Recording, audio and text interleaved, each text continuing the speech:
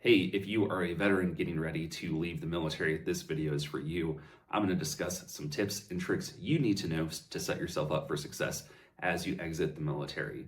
So, a little bit about myself. I did over 8 years in the Army, PCS multiple times. I know how scary it is to leave the military. One thing that we often take for granted in the military, even though we don't make a lot, we know we're going to get paid the 1st and the 15th. You have to really try hard to not get paid or to get kicked out of the military as a whole. For most of us, we have a pretty good career. We can make good money. It's not the worst place to be because you know you're always going to get paid, but you're getting out and now that certainty is going away. So what can you do to set yourself up for success? One thing, and I heard it all the time when I was in, and I often oh, you don't know what you're talking about, you never got out, is you need to have a plan. And this sounds as cheesy and simple, but so many people often don't do this, and then they get out and they're up shit's creek. So what do we mean by a plan? First of all, where are you going? Are you staying where you're currently at? Or are you going to move back home or to a new area that you may not have any ties to? This is something you really need to be aware of. Number two, with that plan, what are you doing for work? Now, a lot of people, they want to get out. They just want to use their GI Bill. That's great. The problem is if you don't go to school consistently, you don't have consistent income, right? They're not going to pay you during your winter break. They're not going to pay you during your summer break. Whenever you don't go to school, you don't make money. So if you are depending on that GI Bill income, you need to know you may not always have it. How are you going to make ends meet? The other thing that you need to consider is depending where your school's at is going to dictate how much money you get for just going to school, right? Some schools will have a higher BAH based on zip code. Like if you're in California, New York, you're obviously going to get more money for BAH. This is a huge thing to consider. Number two, what are you doing for work? Again, we are leaving the most consistent job. We know we're always going to get paid on the 1st and the 15th, and now you don't know where your next paycheck is really coming from. Are you doing something? Do you have something lined up?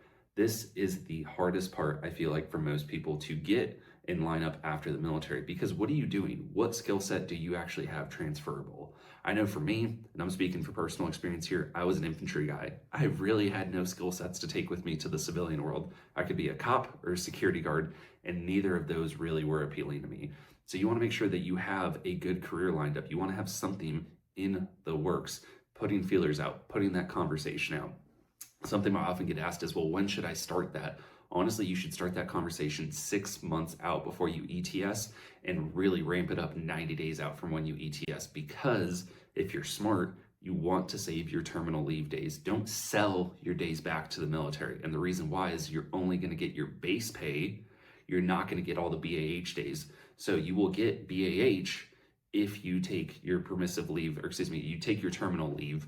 You can get paid BAH for where you're at. This is more money. If you sell your days back and just ETS when you ETS, you are going to be hosed on how much money you are giving up.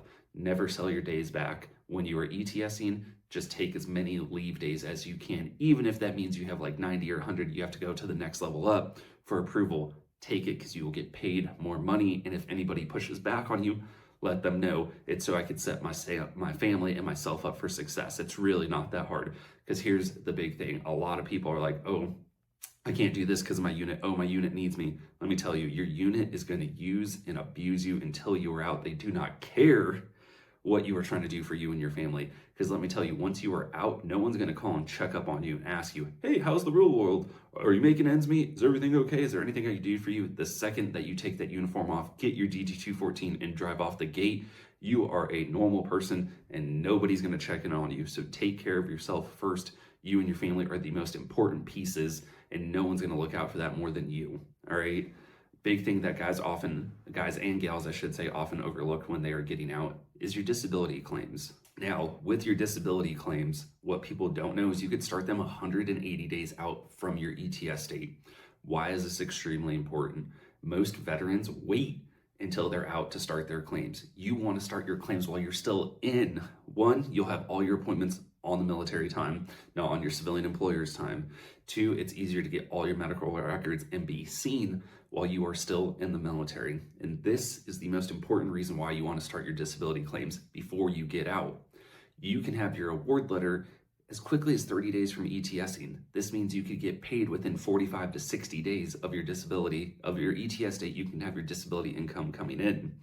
This is a huge benefit. Why are you leaving money on the table? This is money that can help you as you transition, maybe as you start a new job or as you start school, whatever the case may be. So many guys and gals I see, I'm gonna wait, I'm gonna ETS, and then I'm gonna start my claims.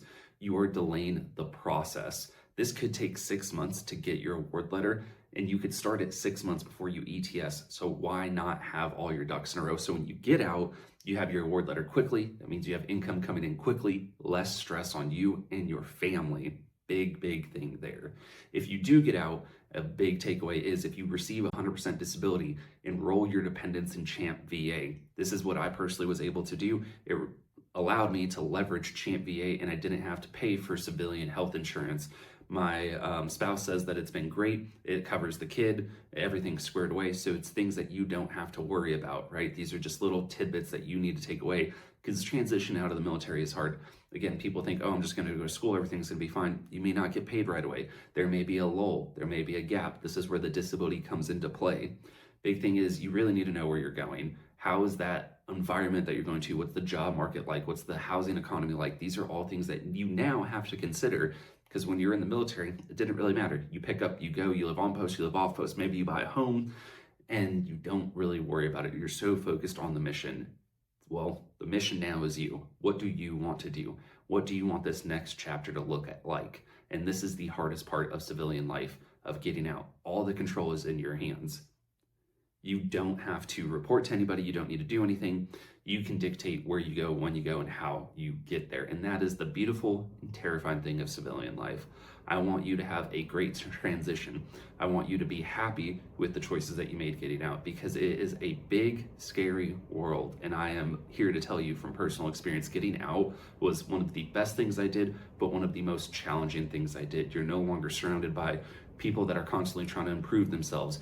You're no longer walking into a room where people identify themselves by name and rank. It is a lot of things out there where you don't really have the guidance, right? The big thing about the military that we often take for granted is you can always go to somebody. There's somebody somewhere that probably has the answer. And in the civilian world, it comes down on you, the art of self-reliance, to find a lot of these answers out on your own. So we want to make sure that you square yourself away, set yourself up for success, because getting out, when done properly, can be a smooth transition, and when avoiding these necessary steps can be a difficult transition. And I'm super passionate about this because, especially if you have a family, this can put a lot of stress on you if you don't take the right steps forward.